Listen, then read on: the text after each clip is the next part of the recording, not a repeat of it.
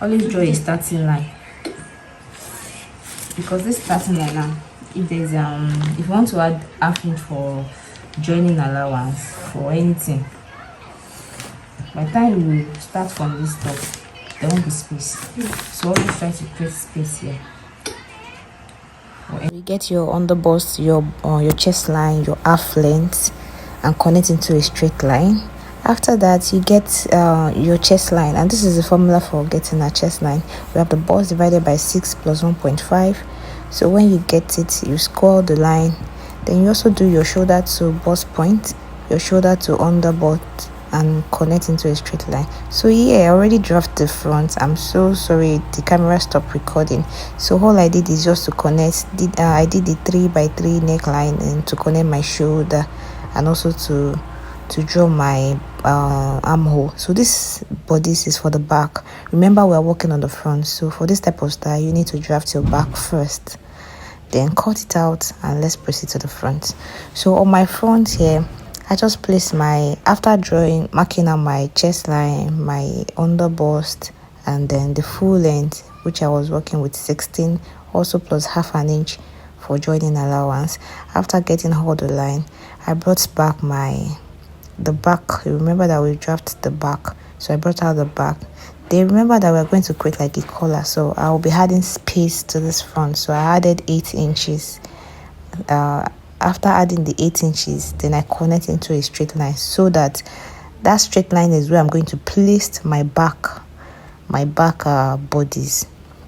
It's just for us to get this straight line. I like to, like I said at the beginning, like always draw a starting line. That starting line also is not just for the allowance, it's just to make sure that your paper is going to be straight.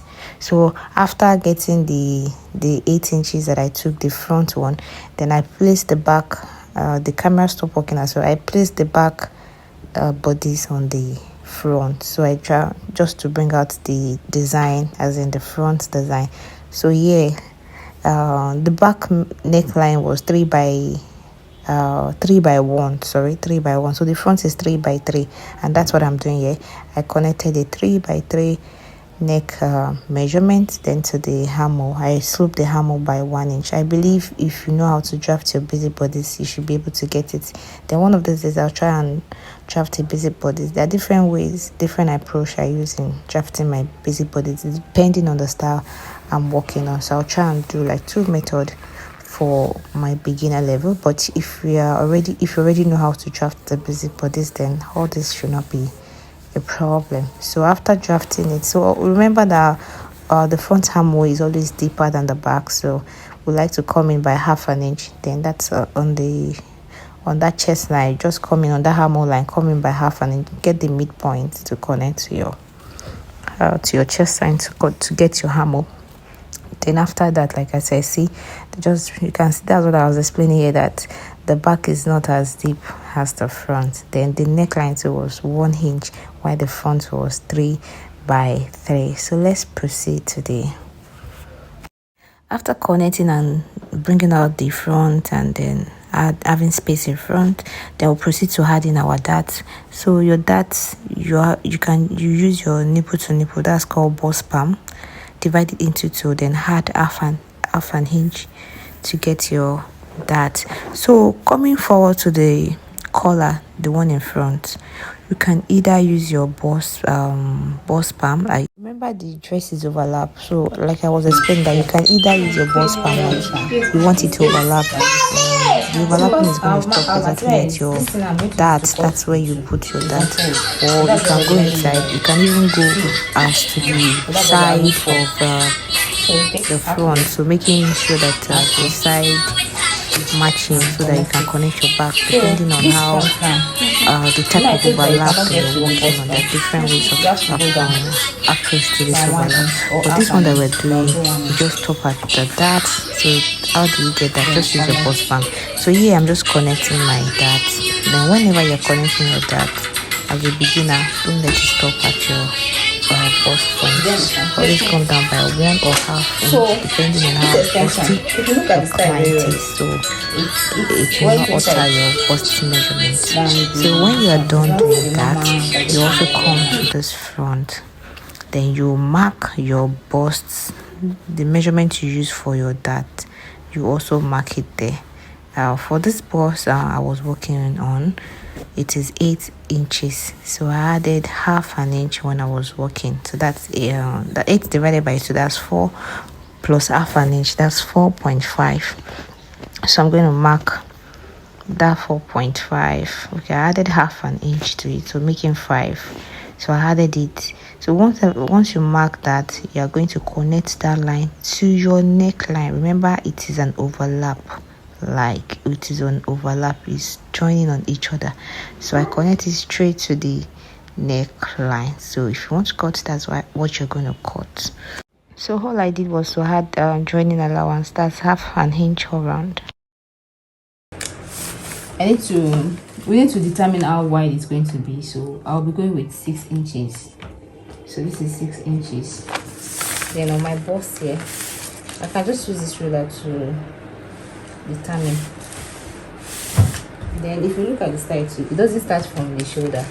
We have to come down by, let's say, 1.5. Okay, so it's coming like this. It's coming like from this place to this place. Do you understand? So it's coming like this. Then so from here now, we can determine how wide we want it. So from here, you can just do it like this. This one, let's say we want it to be like 1.5, as in terms of length. Then on this our bust point, maybe like 3.5. So you can just follow the shape. So from this 6 inches like this, I think it was straight from here. Like it was straight from here, from this 6 inches. Okay, so 6. Then to this place. So from here, just use this curve ruler to this place.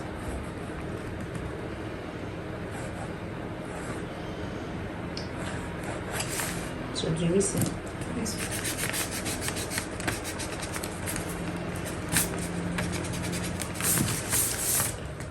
So this is how it's going to be. So this is what is going to follow. So this one now, I have to use, I'll put another paper. This one, I'll put under it and trace it. So let's do that one first. Let me cut them out. I'll place another paper underneath it. So I'm going to trace out only this one. This is the pattern of what we're working with, so I'll trace it out. So let me trace it with the seam allowance here.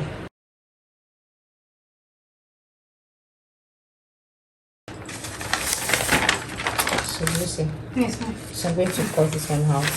And when I'm cutting it on fabric, I'll be adding seam allowance. So when we're done, when I want to join this one, I'll just put it. Do you see? It's going to form another pattern. So do you understand? Yes, ma'am.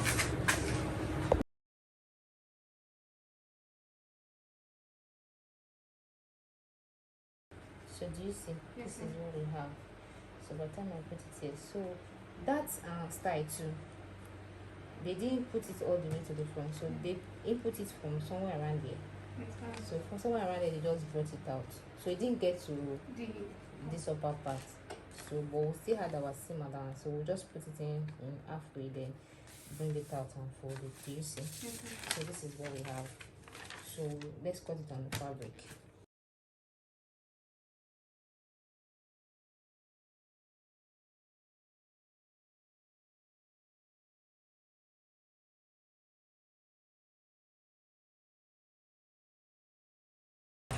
I have put paper stay on this side. I put paper stay on both, then I put the soft color stay on one side. So I will join it with it. Okay.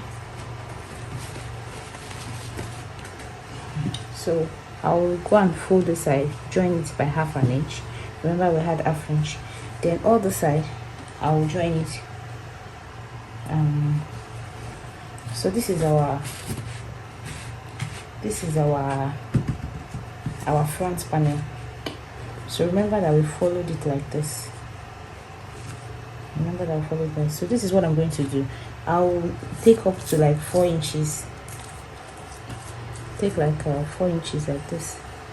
I will join it, as in I will leave it like this. Then for me, I will notch and join the remaining one. So this is what I will do. When I want to join it like this, I'll just take it up to that 4 inch that I said I will leave on open. Then the remaining one, I will leave it out. I will notch it. You know, when you notch it, it will be easier to easily remove this one. Then I'll put my lining like this. Do you see? So this one is left. By the time I join it, it will just be this side that will be inside, then this one will be left open. So let me do it and come back and show you. Okay, so this is what I said I was going to do. I join it like this. I've trimmed it. I join it up and I've trimmed it. So this piece I marked 6 inches. 6 inches. Then I notch it. See, I notch. So from that notching, I sew the remaining one. Then I turn it out. So after turning it out, this is what I have. So I'll iron this one now, and then this is our overlap. So I'll come like this. Then I will join it like this. So when I get to this space, you can see that the notches accept me as they allow this space to relax.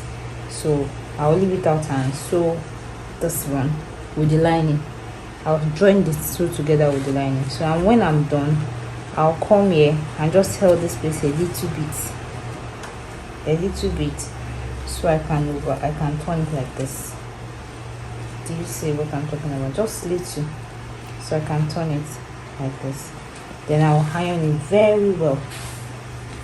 So for my back, I'll join the back. Then this is my front. So when I'm done with the front, then I'll notch the midpoint. This one also, I notch the midpoint of this one. I'll notch the midpoint of this one. So I'll just place it like this, from the midpoint to the midpoint of this one. Then the other one too will come like this. I notch the midpoint as well. So I'll just make sure that they meet. So this is what I'm going to be having. Overlap. Why this one will just come. This is for the other side, but I'll leave this for you. So why this will come like this.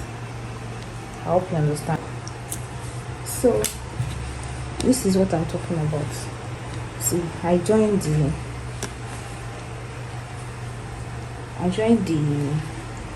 one I left. I join it inside this one. Do you see? So this is left alone. So this one, I've used my iron already to fold it a bit. So I'll just take it to my machine now and just sew like this. So you can determine how you want it to be. Maybe you want it to come down, but I think I'll be doing like 1.5. So I'll just do it like this from inside. Do you see? I'll just sew from this inside and leave it. So when I'm done, I'll come and use my iron to press it. So it's going to give me something like this. Do you see? So I have joined it, and here is what I have. So I'm going to join it, attach it to my skirt, and then show you the final outlook. Then this way that I notch, I'll just put them together, then join to the skirt. If you have watched to this moment, thank you so much. Thank you for supporting me. Thank you for the like, for the subscribe. I really appreciate it. It means so much to me, and it keeps me going. Thank you. If you have any question, please feel free to drop it in the comment section. Till I see you again in my next video. Stay safe. Bye bye.